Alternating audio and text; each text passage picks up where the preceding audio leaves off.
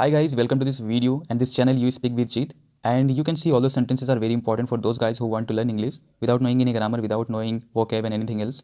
You can see all the sentences are very important for daily life. We generally use the sentences. Okay, so जितने भी sentences है काफ़ी important है और ये हम डेली लाइफ में यूज़ करते हैं. क्या करते हैं? यूज़ करते हैं और काफ़ी इंपॉर्टेंट है. ठीक है, आप देख पा रहे हैं यही चीज़ें जो हैं हम डेली लाइफ में बोलते हैं और उन्हीं चीज़ को मैंने कलेक्ट करके आपके सामने फोटोज़ के साथ में रखा है ताकि ये काफ़ी इंपॉर्टेंट और ये आपके दिमाग में बैठ जाएगा. ठीक है, कोई दिक्कत नहीं है इंग्लिश बोलने में. और इसके साथ में जितने भी रूल्स ग्रामर के होंगे वो सारे यहाँ पे डिस्कस करेंगे और साथ में वोकेब्स जो समझ में नहीं आएंगे एक एक सेंटेंसेस को यहाँ पे तोड़ करके आपको बताया जाएगा काफ़ी डीपली तरीके से जो आपको समझ में आ जाएगा और काफ़ी हाई लेवल के ग्रामर्स भी यहाँ पे यूज़ किया जा रहा है तो वो भी बताएंगे. ठीक है, तो hi guys, this is Jeet here and I am going to start this video with the first sentence here. You can see the first sentence here. तो ये करना पड़ेगा, तो ये करना पड़ेगा. So how can we translate, कैसे ट्रांसलेट करेंगे? देन यू कैन सी, हम ट्रांसलेट करेंगे then you have to do it. तो ये करना पड़ेगा आपको कैसे बोलेंगे? Then you have to do it. अब यहाँ देखने वाली बात है कि यहाँ पे सेंटेंस को कैसे बना है ये. ठीक है, तो के लिए तो हम देन देख रहे हैं यहाँ पे. डू इट के लिए ये करना पड़ेगा. ठीक है, but you have to do it. यह हैव टू क्यों यूज़ हुआ है? हैव टू जनरली वहाँ पे यूज़ होता है जहाँ पे कोई भी काम बहुत इंपॉर्टेंट हो जाता है. जो काम पड़ेगा, करना पड़ेगा, देना पड़ेगा, पढ़ना पड़ेगा, कोई भी काम जो होता है बहुत ज़्यादा इंपॉर्टेंट हो जाता है, जो मोस्ट इंपॉर्टेंट है, जो 101% करना ही पड़ेगा, वहाँ पे हैव टू का यूज़ करते हैं. सब्जेक्ट के साथ में क्या यूज़ होगा? हैव टू यूज़ होगा. और हैव और टू एक साथ में यूज़ होगा, ये कहीं अलग जगह पे यूज़ नहीं होगा. ठीक है, तो ये क्या हो गया? Then you have to do it. ये चीज़ क्लियर होगी आपको कि जो चीज़, जो काम, कोई भी काम हो जो करना पड़ेगा, से सब आता होगा, जो इंपॉर्टेंट है ना, वहाँ पे हैव टू करना पड़ेगा. ठीक है, जैसे कि एग्जांपल पे मुझे जाना पड़ेगा, मुझे जाना पड़ेगा, तो आई हैव टू गो. मुझे जाना पड़ेगा, ठीक है, उसे करना पड़ेगा, तो he have to do it. You have to do it. तो आपको करना पड़ेगा, उसे जाना पड़ेगा, मुझे ही करना पड़ेगा. तो जहाँ पड़ेगा के बाद आता है जो इंपॉर्टेंट हो जाता है काम, वहाँ पे क्या होगा? यूज़ होगा सब्जेक्ट के साथ में हैव टू का यूज़ होगा. ठीक है, उसके बाद वर्ब आता है. तो चलते हैं नेक्स्ट सेंटेंस पे. नेक्स्ट है, इसको यहाँ बुलाया गया था. इसको यहाँ बुलाया गया था. इसको हम कैसे ट्रांसलेट करेंगे? He was told to be here. क्या बोलेंगे? He was told to be here. अब देख पा रहे हैं, तो यहाँ पे इसको यहाँ बुलाया गया था. बुलाया गया था तो गया था, तो कौन सा टेंस में आ गया? ये गया था. तो था यहाँ पे आया था, पहले ही आ चुका था, है ना. तो था आ गया, तो यानी पास्ट टेंस में आ गया. तो पास्ट टेंस आ गया तो यहाँ पे वाज यूज़ हो जाएगा. ठीक है ना, आप देख पा रहे हैं वाज यूज़ हुआ है, यहाँ पे था है. तो he was told to be here, है ना. He was told to be here, उसको यहाँ बुलाया गया था. अगर उसे बुलाया गया है, अगर प्रेजेंट टेंस की बात करते हैं तो क्या कहते हैं? He is told to be here. उसे बुलाया गया है.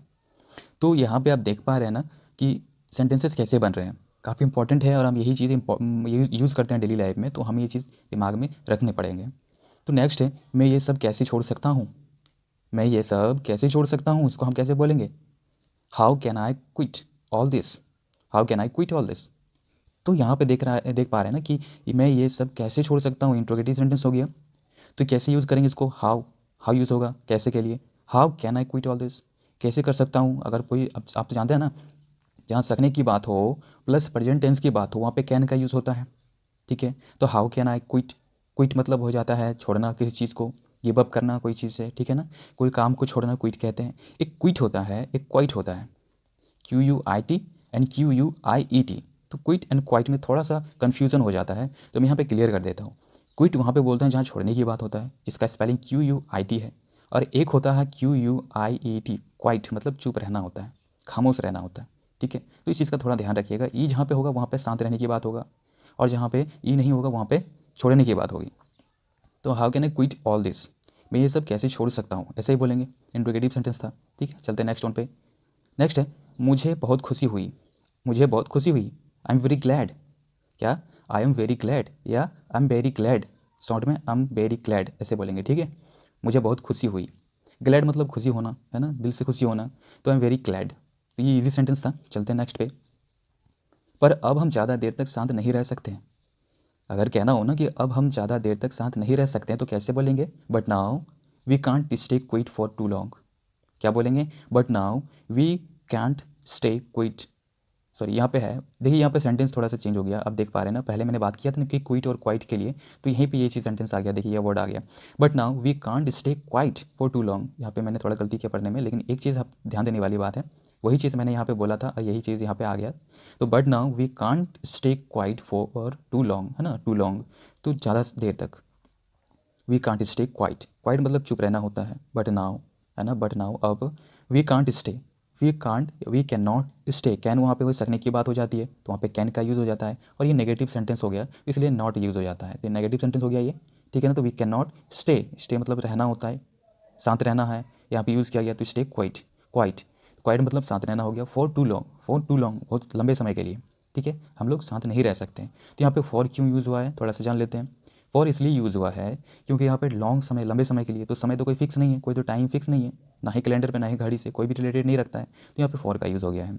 But now we can't stay quiet for long time, ठीक है। चलते हैं नेक्स्ट सेंटेंस पे। नेक्स्ट है जो करना है मैं करूँगा, जो करना है ना वो मैं करूँगा, उसको कैसे बोलेंगे, whatever need to be done I will do it myself.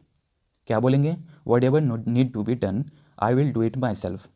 तो वट एवर यानी कि जो कुछ भी, नीड मतलब बहुत ज़रूरी है भाई, वो काम करना ही पड़ेगा, तो जो करना है वो तो करना ही पड़ेगा। यहाँ पे इसका मतलब समझते हैं थोड़ा सेंटेंस का, कि जो करना है, हम तो बोलते हैं ना ये सेंटेंस काफ़ी यूज़ होता है ना, तो जो करना है मतलब करना ही पड़ेगा, वो करते ही है ना, करेंगे ही। तो वो थोड़ा सा समझने में सेंटेंस को है, तो उसको हम क्या बोलेंगे, whatever need to be done, है ना। वट एवर जो कुछ भी, जो भी नीड टू बी डन, ये नीड मतलब बहुत ज़रूरी है, टू बी डन मतलब होगा ही होगा। Whatever need to be done जो कुछ भी करना है, जो करना है मैं करूँगा, क्या कहेंगे उसको, आई will do it myself. तो यहाँ पे विल यूज़ करना बहुत इंपॉर्टेंट हो जाता है ना, कंपलसरी हो जाता है। क्यों, क्योंकि यहाँ पे हम देख रहे हैं जो काम है वो बहुत ज़रूरी है और करेंगे ही करेंगे डेफिनेटली, तो वहाँ पे हम विल यूज़ करना ज़्यादा अच्छा रहता है।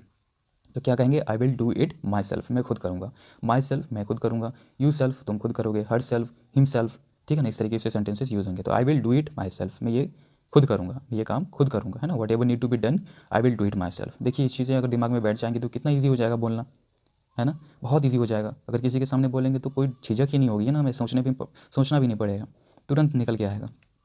सोच लीजिए आप, अगर कहना हो कि सोच लीजिए आप, तो क्या कहेंगे, give it a thought, give it a thought. तो यहाँ पे सोच लीजिए या सोच लीजिए आप, तो गिव इट ए थॉट। यहाँ पे एक चीज़ देखने वाली है कि आप यहाँ पे लिखा हुआ है बट यहाँ पे मैंने यूँ नहीं लिखा है, क्यों, आपको समझाने के लिए। क्योंकि यहाँ पे अगर हम किसी को बोलेंगे ये सेंटेंस, तो जनरली ये सेंटेंस बोला ही जाता है किसी और के लिए, सामने वाले के लिए। तो यहाँ पे सामने वाले के लिए यहाँ पे सब्जेक्ट को यूज़ करना कोई इंपॉर्टेंट नहीं है, वो अच्छा भी नहीं लगता। तो यहाँ पे अगर बोलते you give it a thought, नहीं इट्स नॉट नाइस, इसे सुनने में इतना अच्छा नहीं लग रहा है। तो यहाँ पे बोलना है गिव इट अ थॉट, सोच लीजिए, है ना। तो इसी तरह से यूज़ किया जाता है। तो इस वीडियो को देखना इतना ही इसलिए इंपॉर्टेंट हो जाता है, नहीं क्योंकि हम एक सेंटेंसेस को समझा के और अच्छे तरीके से बताते हैं कि हम जनरली कैसे यूज़ करते हैं, ठीक है। सेंटेंसेस को देखकर पढ़ लेना ही इंपॉर्टेंट नहीं हो जाता है, समझना इंपॉर्टेंट हो जाता है। आप दिन में 10 से 12 सेंटेंसेस ही सीखें, इनफ है। अगर आप उसे याद कर सकें, अगर वो आप डेली लाइफ में यूज़ कर सकें तो इनफ है।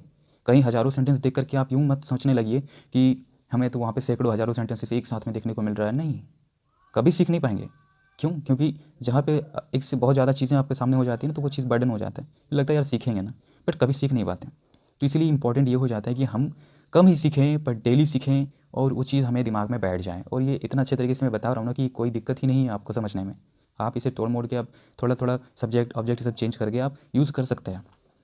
आप देखते चले कि आप डेफिनेटली इंग्लिश सीखते हैं कि नहीं सीखते हैं, है ना। तो चलो इसे देखते हैं नेक्स्ट सेंटेंस। तो चलो इसे छोड़ने चलते हैं, चलो इसे छोड़ने चलते हैं। तो क्या कहेंगे इसमें, लेट्स जस्ट ड्रॉप ऑफ, क्या कहेंगे, let's just stop her of.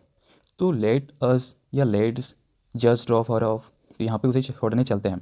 तो लेट्स का क्यों कहाँ पे यूज़ होता है, लेट्स या लेटस, देखिए जनरली लेट्स लिखा हुआ है बट ये हम लेट अस बोलते हैं। लेट अस मतलब ही समझ में आता है कि अस मतलब हम होता है, और लेट जब एक से अधिक व्यक्ति एक साथ में कोई काम करने जाता हो करता हो तो उसे लेट का यूज़ करते हैं। तो लेट अस, चलो just drop her of, just drop her of, drop of यहाँ पे हर के बीच जो left side and right side में है ड्रॉप ऑफ। तो ड्रॉप ऑफ का मतलब होता है किसी को छोड़ना। अगर किसी को हम बाइक से, कार से, बाइक किसी भी चीज़ से अगर उसको छोड़ने चलते हैं ना, तो उसको क्या कहेंगे, ड्रॉप ऑफ, है ना। तो ड्रॉप ऑफ हम क्यों कहेंगे, क्योंकि उसको बाइक में जाना है, ठीक है, तो बाइक में उसको चढ़ा के ले जाएंगे, तो उसको क्या करना है, ड्रॉप करना है, उतारना है। ड्रॉप ऑफ मतलब क्या करना है, उतारने के जगह को हम क्या कहते हैं, ऑफ कहेंगे। जैसे कि कपड़े उतारना होता है तो वहाँ पे भी हम क्या कहेंगे, ऑफ लगाते हैं, ठीक है। तो पुट ऑफ लगाते हैं वहाँ पे, पुट ऑफ। अगर चप्पल उतारना हो तो क्या कहेंगे, पुट ऑफ, है ना, उस तरीके से उतारते हैं, उस तरीके से बोलते हैं। तो चलो इसे छोड़ने चलते हैं, तो let's just drop her of. Next sentence में चलते हैं। नेक्स्ट है वो बेहोश हुआ है, वो बेहोश हुआ है, कैसे बोलेंगे, he has fainted, sorry, he has fainted. क्या कहेंगे, ही हैज़ फेंटेड, फेंटेड मतलब होता है बेहोश होना, बेहोश होना, बेहोश हो गया हो उसको। फेंट मतलब बेहोश होना होता है, फेंटेड है यहाँ पे, तो यहाँ पे हो जाता है वो बेहोश हुआ है। वो बेहोश हुआ है तो कौन सा सेंटेंस, कौन सा टेंस में आपको लग रहा है कि कौन सा टेंस होगा ये? जनरली ये आप देख पा रहे हैं जहाँ पे हैज़, हैव प्लस V3 का यूज़ होता है ना, वहाँ पे वो सब ये आप देख पा रहे हैं है लिखा हुआ है, तो ये जो होता है प्रेजेंट टेंस में आता है। तो प्रेजेंट टेंस में जहाँ पे हैव या हैज़ प्लस V3 का यूज़ होता है ना, तो आप समझ सकते हैं कि वो प्रेजेंट परफेक्ट टेंस में आता है। तो क्या हो गया यहाँ पे, ही हैज़ फेंटेड, वो बेहोश हुआ है। ठीक है, चलते हैं नेक्स्ट पे। उसमें गलत क्या है, उसमें गलत क्या है, what's wrong with that, what's wrong with that, उसमें गलत क्या है, what is wrong with that, उसमें गलत क्या है। ठीक है, तो उसमें गलत क्या है, इसमें गलत क्या है, what's the wrong with this that. तो ये चीज़ें काफ़ी इंपॉर्टेंट है। आप देख पा रहे हैं ये हम बोलते भी हैं, तो ये चीज़ हमें अगर नहीं आएंगे तो फिर बहुत दिक्कत हो जाती है ना लोगों के सामने। इंग्लिश एक ऐसा अभी लैंग्वेज बन चुका है कि हमें इसमें एक अलग सा कॉन्फिडेंस आता है, सामने वाले एक अलग सा उसमें तुम्हें क्या देखता है, एक कॉन्फिडेंस देखता है। ठीक है, एक पर्सनालिटी देखता है, इंपॉर्टेंट हो जाता है अब के टाइम पे, क्योंकि सारी डॉक्यूमेंट्स, सारे एप्लीकेशन, सारे चीज़ें जो है इंग्लिश में है। तो ये समझना काफ़ी इंपॉर्टेंट है। अगर आपको कोई डॉक्यूमेंट दिया जाए तो आप उसे पढ़ के समझ सकें, तो वो चीज़ होना चाहिए, नहीं तो कोई भी बेवकूफ़ बना सकता है इसीलिए। ठीक है, तो क्या है यहाँ पे नेक्स्ट देख लेते हैं, तब उसे समझ में आएगा, तब उसे समझ में आएगा, then he will realise the truth, then he will realise the truth. आएगा यहाँ पे लिखा हुआ है, तो कौन सा टेंस में हो गया, फ्यूचर टेंस में हो गया, जनरली ईजी है। तब उसे समझ में आएगा, देन यहाँ पे नहीं था बट कोई बात नहीं है, then we will realise the truth, then he will realise the truth. Realise मतलब होता है समझना, विश्वास होना, उसको समझ में आना है ना, रियलाइज़ मतलब महसूस होना, ये चीज़ होता है। तो ही विल, ही के साथ में विल यूज़ होता है, तो he will realise the truth, उसे समझ में आएगा उसकी सच्चाई, है ना। तो ये चीज़ यहाँ पे लिखा हुआ है। चलते हैं नेक्स्ट पे। इन यादों को भुलाने के लिए लोग काफ़ी कुछ करते हैं, इन यादों को भुलाने के लिए लोग काफ़ी कुछ करते हैं, कैसे बोलेंगे, people do many different things to forget these memories, people do many different things to forget these memories, है ना। लोग काफ़ी कुछ करते हैं, यहाँ पे देखिए सेंटेंस को हम तोड़ के बताते हैं, people do many different things, लोग काफ़ी कुछ करते हैं, क्या करने के लिए, इन यादों को भुलाने के लिए, टू फॉरगेट दीज मेमोरीज। ठीक है, मेमोरीज मतलब यादें हो गया, उसके बाद मैनी डिफरेंट थिंग्स मतलब काफ़ी कुछ करते हैं, फॉरगेट मतलब भुलाना हो जाता है। ईजी था, सेंटेंस लंबा है, बट यहाँ पे आप देख पा रहे हैं जितने भी वर्ड्स यहाँ पे यूज़ किए गए काफ़ी इजी वर्ड्स हैं। देखिए पीपल मतलब लोग तो पता ही है, मैनी डिफरेंट थिंग्स सारी चीज़ पता है, फॉरगेट दिस मेमोरीज सब पता होगा, तो कोई बड़ी चीज़ नहीं है। इंग्लिश बहुत ईजी है, ठीक है, बट ग्रामर पे नहीं चाहिए। अब जितना बता रहे हैं अगर उतना ही सीख लेते हैं तो बहुत इनफ है, बहुत इनफ है। ठीक है, चलते हैं नेक्स्ट पे। क्या समझता है अपने आप को, क्या समझता है अपने आप को, है ना। तो कैसे बोलेंगे, who the hell does he think he is, क्या कहेंगे, who the hell does he think he is, क्या सोचता है, समझता है वो अपने आप को। तो ये सेंटेंस को थोड़ा समझाते हैं। Who the hell, who the hell, अगर किसी को हम बोलते हैं ना क्या समझता है, तो गुस्से में बोलते हैं, डेफिनेटली गुस्से में बोलते हैं क्या समझता है वो अपने आप को, क्या समझता है तुम, है ना। तो क्या कहेंगे, गुस्से में बोलेंगे। तो हेल मतलब होता है जनरली, इसका हिंदी में मीनिंग होता है कि भाड़ में जाना। एक गलत तरीके से इसको यूज़ करते हैं अब्यूजिव टाइप में, तो वहाँ पे हम हेल इंक्लूड कर देते हैं, बट हेल का यूज़ इसी तरह होता है, इसका कोई अलग से मीनिंग नहीं निकालते हैं हम। अगर गुस्से में हो तो हेल कहेंगे, ठीक है ना, हेल लगाते हैं। तो यहाँ पे होगा who the hell does he think he is, तो यहाँ पे देख पा रहे हैं डज ही थिंक, तो डज यहाँ पे क्यों आ गया, इंट्रोगेटिव सेंटेंस है, और ही डज इंट्रोगेटिव सेंटेंस होने से पहले जो हो गया सब्जेक्ट जो है यहाँ पे ही है, उससे पहले क्या जाता है, डज आएगा। क्यों, यहाँ पे इंट्रोगेटिव सेंटेंस हो गया, क्यों, WH फॉर्म है यहाँ पे, तो WH द हेल यहाँ पे लिख रहे हैं WH, उसके बाद है the hell does he think he is, है ना, क्या समझते हैं अपने आप को। तो अगर बोलेंगे क्या समझते हो तुम अपने आप को, तो कैसे बोलेंगे, है ना, कैसे बोलेंगे, तो लिखेंगे वहाँ पे what do you think you are, what do you think you are, इस तरीके से बोलेंगे। तो वहाँ पे अगर बोला जाता है कि आप क्या तो वो क्या समझता है अपने आप को, तो what does he think about, what does he think he is, है ना, इस तरीके से बोलेंगे। चलते हैं नेक्स्ट पे। ये तो तूने पहले भी कहा था, ये तो तूने पहले भी कहा था, कैसे बोलेंगे, you said this earlier too, you said this earlier too, ये तो तूने पहले भी कहा था। तो यू सेड मैंने यू तुमने कहा था, तुमने कहा था, दिस तुमने ये कहा था, ईयरलियर टू मतलब ईयरलियर मतलब होता है इससे पहले, माना अब जो तुम बोला, अब जो तुम बोली उससे पहले भी तुमने बोला था, तो उसमें ईयरलियर यूज़ करते हैं। तो ईयरलियर टू मतलब भी, है ना, भी यूज़ करते हैं, भी बोलते हैं टू को, तो you said this earlier too, ये तो तूने पहले भी कहा था। ठीक है, चलते नेक्स्ट पे। जाके मुंह धोकर आओ, जाके मुंह धोकर आओ, कैसे बोलेंगे, go and wash your face, go and wash your face, जाके मुंह धो करके आओ। तो इसी तरीके से बोलेंगे, काफ़ी इजी काफ़ी बढ़िया सेंटेंसेस था जो डेली लाइफ में यूज़ होते हैं।